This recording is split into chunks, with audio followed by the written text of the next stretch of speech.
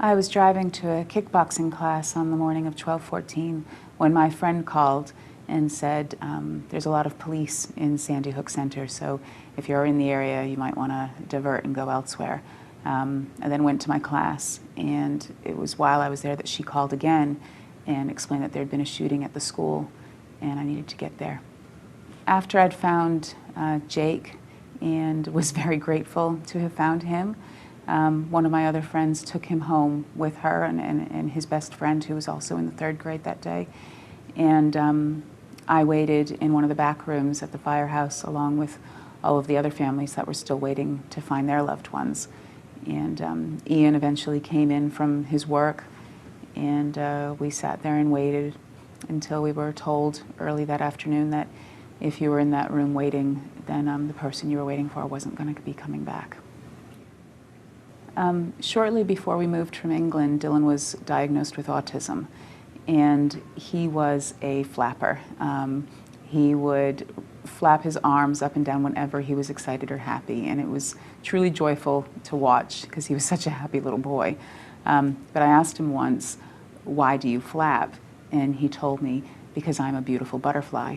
So at his memorial service, when my husband and I were speaking of Dylan, I spoke about how he was now our butterfly, and that if a butterfly, you know, there's a saying that if a butterfly flaps its wings in one place, it can cause a hurricane halfway around the world.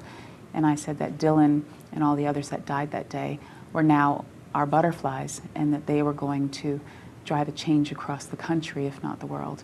And I do believe that that's what's happening. They're the driving force behind the work that I do at Sandy Hook Promise, in ensuring that we prevent tragedies like this from happening again, and that no other mom or parent has to feel the way that I feel. Did I miss? It didn't like you missed. You missed me.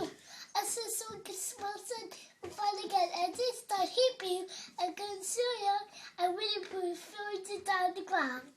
The president has been wonderful and incredibly supportive. He's not been a politician through this, and in the dealings that I've had with him, the occasions that I've met with him, he's never been what you would expect for a president. He's just a dad. He is a parent who was deeply shocked and sorrowful as a result of what happened. He has children, and he doesn't want to see anything happen to them, so he can relate to how we must feel, even though he could never imagine it. He's always just spoken to us as a parent to parent, what can we do? And he's been very supportive, and he was very angry in April, and I'm sure that it will continue to have his support going forward. There are a lot of heroes in DC, and there are some that need to be a little bit more courageous.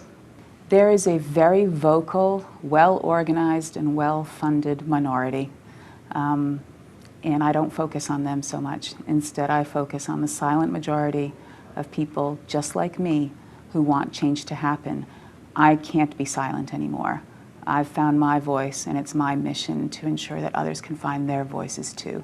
No one's alone out there, and together we can make this change happen. We're a tight-knit family. Ian and I have been married over 20 years, and this isn't going to tear our family apart.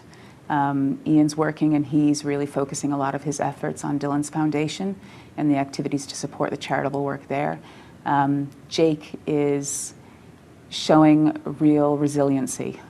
He misses Dylan terribly, and I can see that every day.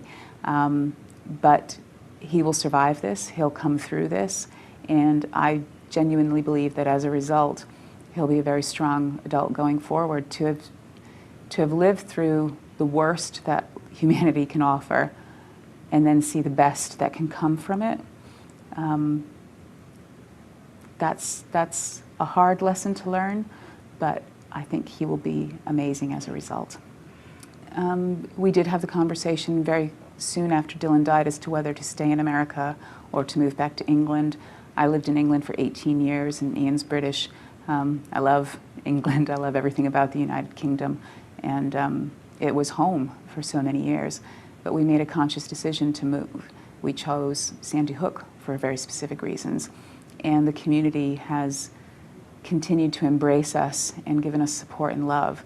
And we want to ensure that we are part of the transformation. in this country, but also ensuring that Sandy Hook isn't remembered as a place where the tragedy happened, but as the place where that transformation really began. We're going to have a very quiet, private day on 12/14, and Ian and I are following Jake's lead on how he wants to remember Dylan, but also honor all 26 that were lost that day. For us, we remember Dylan every single day, and this 12/14 is a day same as every other. But we'll be remembering people in our own way.